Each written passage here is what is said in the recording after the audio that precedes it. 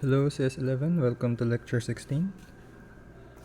In lecture 16, we'll be discussing more loops and generators. We're going to learn about a new type of loop called the while loop.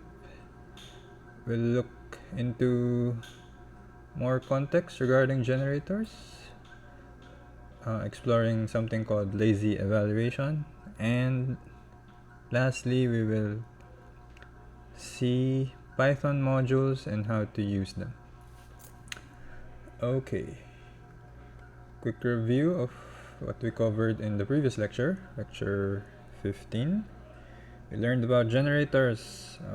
What are generators? They are roughly sequences where the only thing you can do with them is get the next element.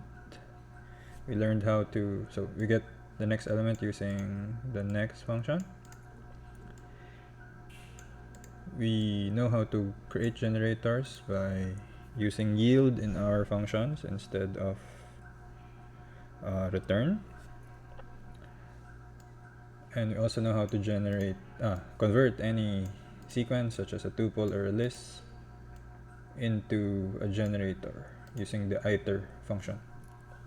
We've learned that our comprehension expressions from before are actually generator expressions, which we just pass into functions that build containers such as tuple, list, or the shortcuts to those functions. Double bracket for lists, curly braces for sets or dictionaries, etc. etc. We've seen these functions as well, any and all useful functions. The any function goes through a sequence or a generator. It returns true if any of the elements evaluate to a true value. All requires that all elements are true. Only then will it return true. Otherwise, this returns false. For any, if all the elements are false, it will return false. We've also seen enumerate. We've seen this before, but we now know that this is a generator. Or creates a generator. Also, the sorted function also creates a generator. Let's explore the new type of loop. What does the following code output? X is equal to 10 to the 9 or a billion. While, so this is new syntax, while x is greater than 0, and then there's a bunch of code in a block. So there's a colon here, so we have a block of code. What does this do? Let's see. Let's copy this code, or let me just type it from scratch. So x equal to 10 to the 9. X is greater than 0. Print x. Update x to be x divided by 2. Integer division. If I run this code, what do we get? Alright, we have a series of numbers that end in 1. So what happened here? It seems like this code block is run while the condition is true. Let's verify that. So we start at 1 billion. Of course, 1 billion is greater than 0. So we print the number and then we divide by 2. And we keep doing that until we reach 1. 1 is greater than 0, so we print 1. But once we divide 1 by 2, integer division, this becomes 0. So when we try to check, 0 is 0 greater than 0? No. Then this piece of code stops to run. So what you've just seen is what we call a while loop. And the idea is fairly intuitive. You keep running the code inside the loop while the condition is true. It will stop when the condition becomes false. And notice this is a very imperative concept because we need side effects to be able to make this statement false eventually. So we rely on the side effect of the value of x changing, updating, in order to be able to have a chance for this condition to become false in the future. Okay, so this is now, you could think of it like an if statement, but it repeats the code inside, keeps running the code inside. And again, this is a very imperative concept. It uses the side effects to be able to stop the loop. Okay, so this loop is is the final piece of the puzzle you need to do the basic functionality for your project. Essentially, if you are implementing a game, you are putting all of your code inside a big while loop, right? Because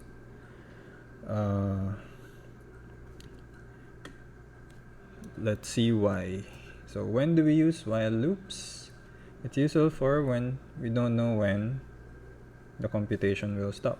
So in the case of a game, you don't know when the game will stop because that depends on the inputs of the user. So all of your game code, let's say this is all of your game code that you run while the game is still running. You usually put that inside a while, and then there's some condition that determines if the game is still running. So there's a name for this. This is called the game loop. And then so you start your game in a game loop. Of course, you could have some code at the beginning to open your level files and other things, but the main body of your game is what we call a game loop, and that is usually a while loop. Okay, so when they use while loops, difference with while loops and for loops are, for for loops, if we have a finite sequence that we want to go through, we know exactly when that for loop is going to stop, when it runs out of elements in that sequence. But for while loops, there's this condition, and we don't know when the condition will become false. So if we don't know when to stop, it's a good idea to use a while loop. Here's an example. So we have this function here. There are no loops here, but we will be using this function in a loop in a bit. So you start from a positive integer n, and we want to repeatedly apply the following function.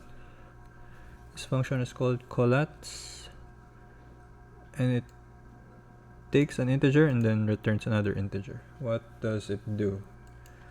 If the input integer is even, it returns half the value of that integer, so divided by 2. Otherwise, if the integer is odd, it returns 3 times the integer plus 1. And the idea is we want to keep getting the next integers until we reach 1, and we don't know when we'll reach 1, or even if we'll reach 1, but somehow, let's see if we can reach 1. Here's an example.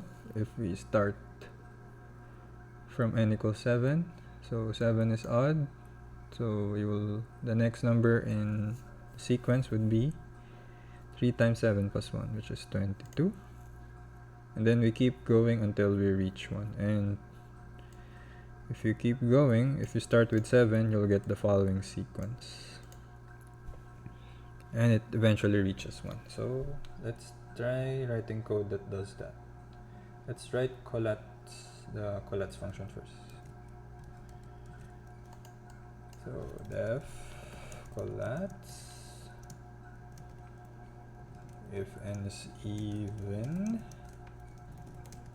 turn n over 2, otherwise turn 3 times n plus 1. Okay. Now I want to keep running this until, given an input integer, let's put that integer in a variable x, say 7. I want to keep running this until we reach 1. So something like, I don't know, while x is not equal to 1,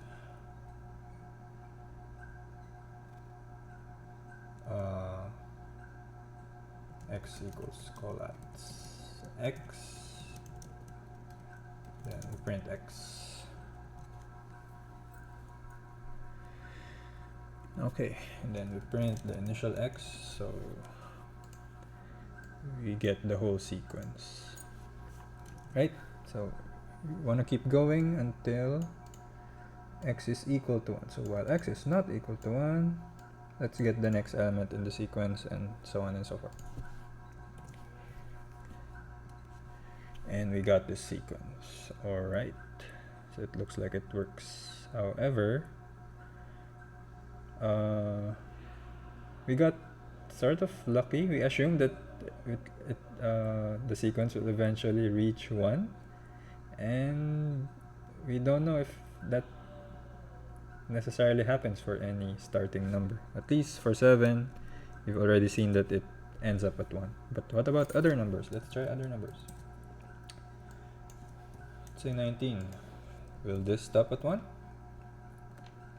Apparently it does. Also, of course, there are obvious numbers for which the number will end up at 1. Say if you give it a power of 2, like 1024. If it is a power of 2, then you won't even go to the odd case. It will just keep dividing by 2 until we reach 1. So it's guaranteed to go to 1. Okay. So in cases like this where we don't know when the loop will stop, we use a while loop for that. And this assumption that for any starting number the sequence will always end up at 1 is called the Collat's conjecture. And this sequence is called the Collat sequence for any starting integer n. And conjecture is just a mathy term for guess. And in fact, we don't even know if this is true for all starting integers n, positive integers. No one has been able to show that this is true for all integers or found a counterexample that goes in a loop that does not end up at 1. So far, we've used computers to verify the Collat's conjecture to be true for, I'm not sure what the current record number is now, but so far the Collat's conjecture seems to be true, at least for the numbers we've tested so far. But no one has been able to prove that it is correct for all positive integers n, or no one has found a counterexample yet. So you can I don't recommend that you devote your whole lives trying to find an answer to this problem, but you could try. I think there's a price. It's not $1 million or anything like that, but there is a price in proving this. And of course, the mathematics that you would need to prove this would be part of the progress as well. Okay. So we want to write a function, Collat sequence, that produces the sequence starting from n. So we'll use our the other function, the Collat's function, to generate the next number in the sequence. And while loops are perfect for this because we don't know how many steps the sequence takes. Here's a sample implementation. So in this sample implementation, we collect all the numbers in the sequence in a list called res, and look at the condition. We want the loop to keep running while n is not equal to 1. So we get the next value in the sequence by feeding n to the collapse function. Then we append the new number into the list. When this loop ends, we return the list. Okay?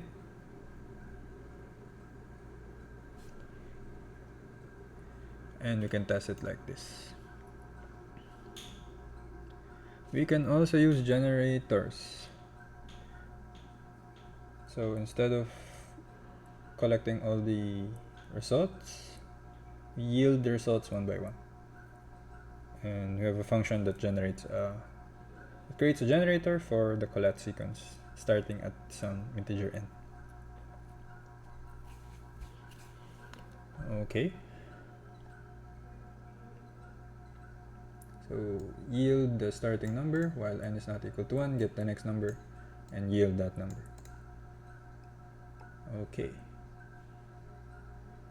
To verify the output for given starting values, since this is a generator, we need to get all the elements. Remember that for generators, the only thing we can do with them is to get the next element.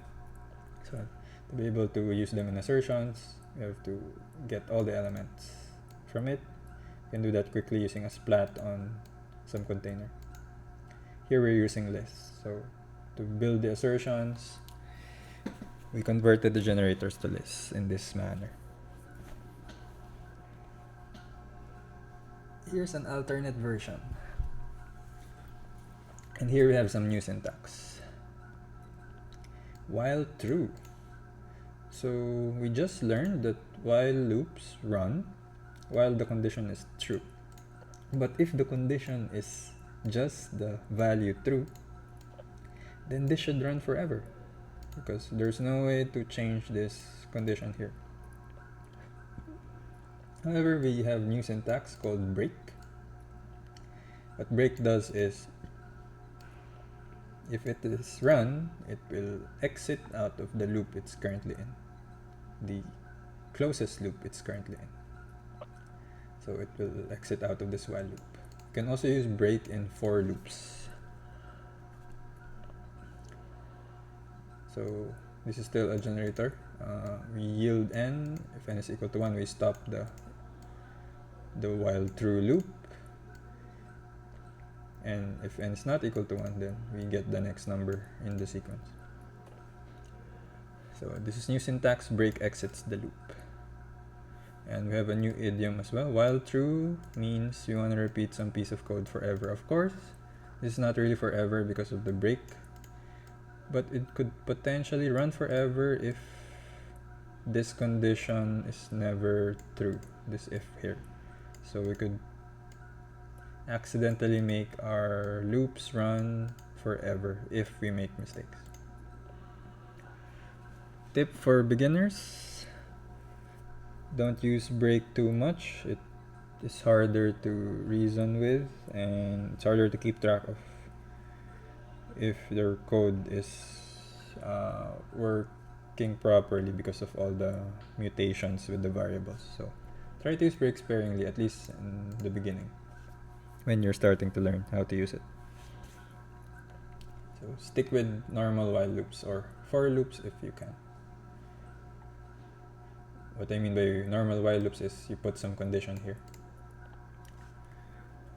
Other uses of while loops include taking inputs until the user types some command that means to exit the loop. This sounds like something that you would need to do in the project as well. Okay, here's an example. While input, so remember the input function, you can pass a string to it for a prompt, and it will wait for input from the user via the keyboard and terminal. When you type that input, it will save that input as a string and return the value of that string to you. So we're comparing if the input is equal to exit, the exit string that says exit, then it prints thank you for entering a command. If we enter a command that is not exit, otherwise it will exit the loop and it will finally print bye. Let's try this.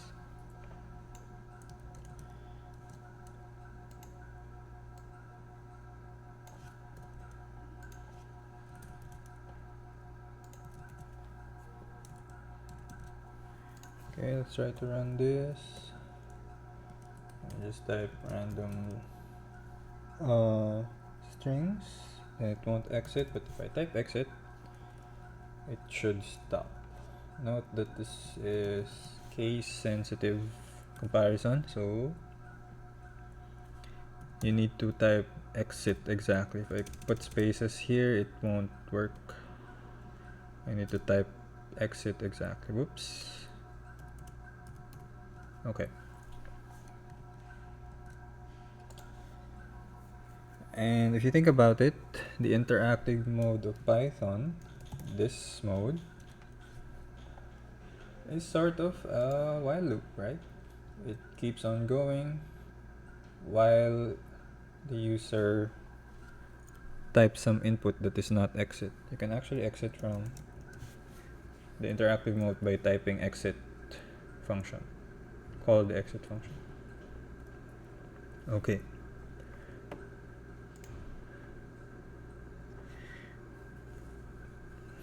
So it evaluates each Python line you input until you exit. A technical term for this would be the read, eval, print loop, or REPL. Okay. Why? Because it reads input, it evaluates it, and prints the output. And keeps doing that until you tell it to stop. This is nice, but what if we wanted to print the actual command here, or to get the actual command?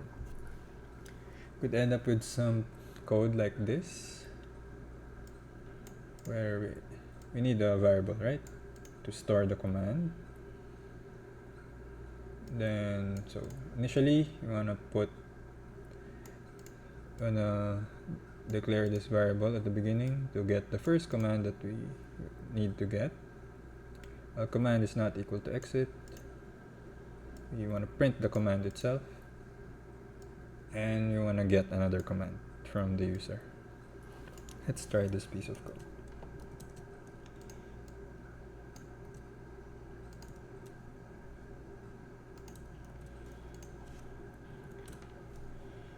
Hello. Okay, we're now able to print the command itself.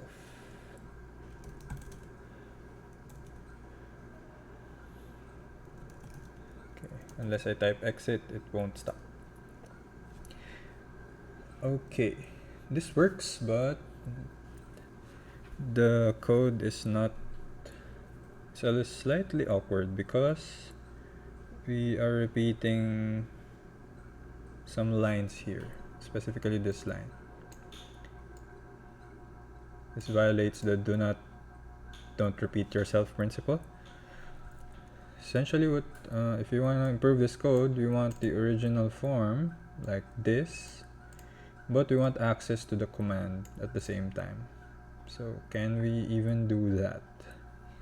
Yes, we can. Here's some new syntax for it. So notice this.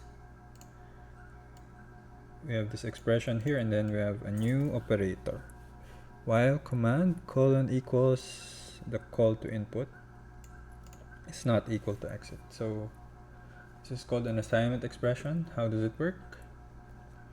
If you have something like this, variable name equals some expression. This thing here is the same as the expression.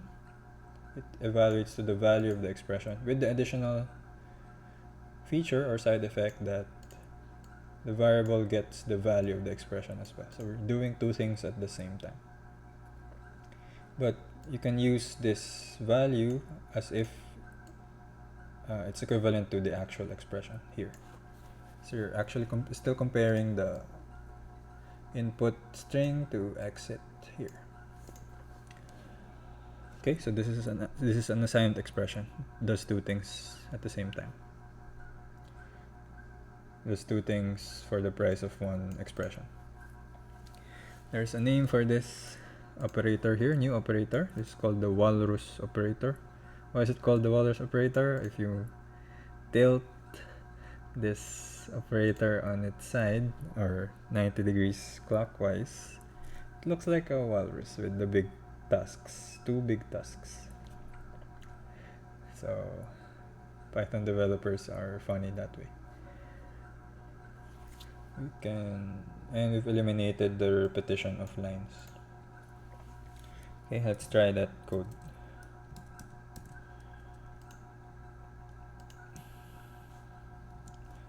Command colon equals input, enter command is not equal to exit, and we don't even need to call for input inside the while loop. We are calling for input here in the condition itself. Try to run that, we should get the same result.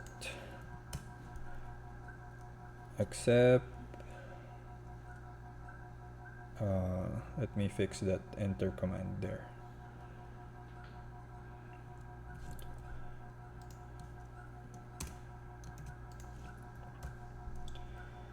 Hello, hi, Python, etc., etc. Okay, so it works.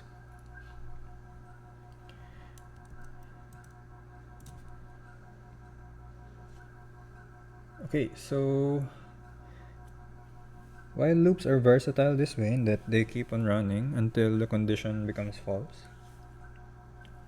But that introduces a new problem.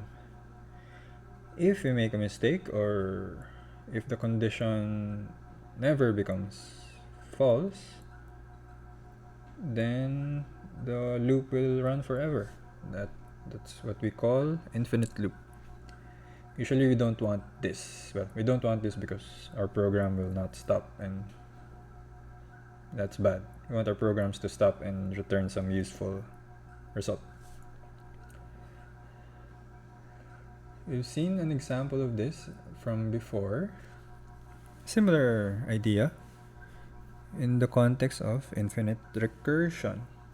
If we are going to translate the while loop idea into a recursion idea, we should get something like this. So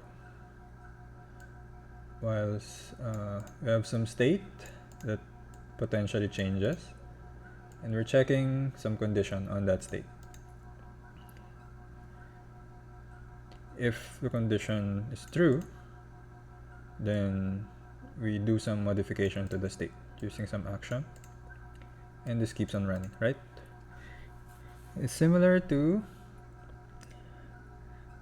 when the condition becomes false. It's similar to a base case in recursion. If the condition is not false, then we recursively call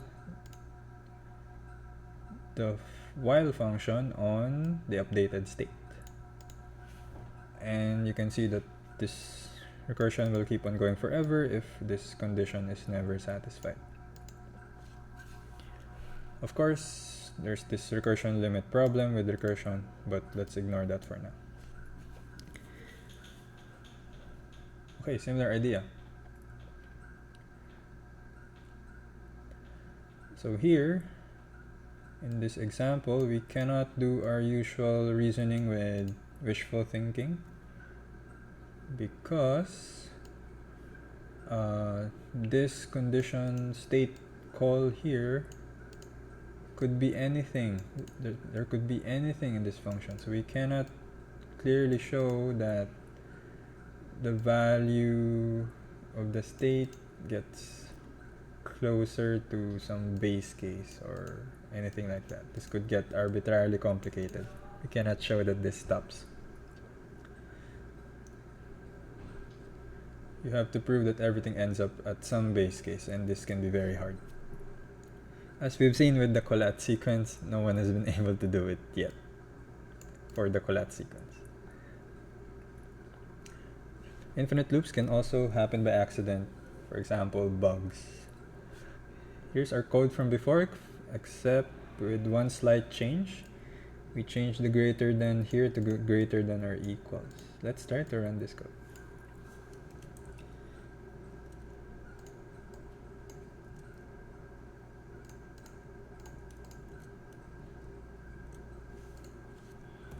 So if I run this code, we get an infinite loop, end up at 0. And since 0 is greater than or equal to 0, we print 0. We want to divide 0 by 2, which is just 0, so we keep going in circles because 0 is always greater than or equal to 0. To terminate this, in the terminal you can type Ctrl+C, keyboard interrupt to stop the infinite loop. So in case you accidentally have an infinite loop in your program, type Ctrl+C to terminate your program. Okay, so this is now the new problem with while loops. You can run into an infinite loop if you make a mistake. So be careful. Make sure that the condition can become false eventually. That can be hard to prove. Okay.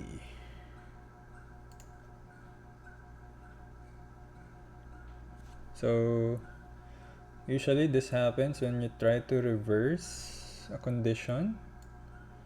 If you want something to run while it's not some condition, you have to negate the conditional operation here. So be careful when getting opposites. So for example, the opposite of less than or equal is greater than. The opposite of less than is greater than or equal. So be careful with these very subtle mistakes.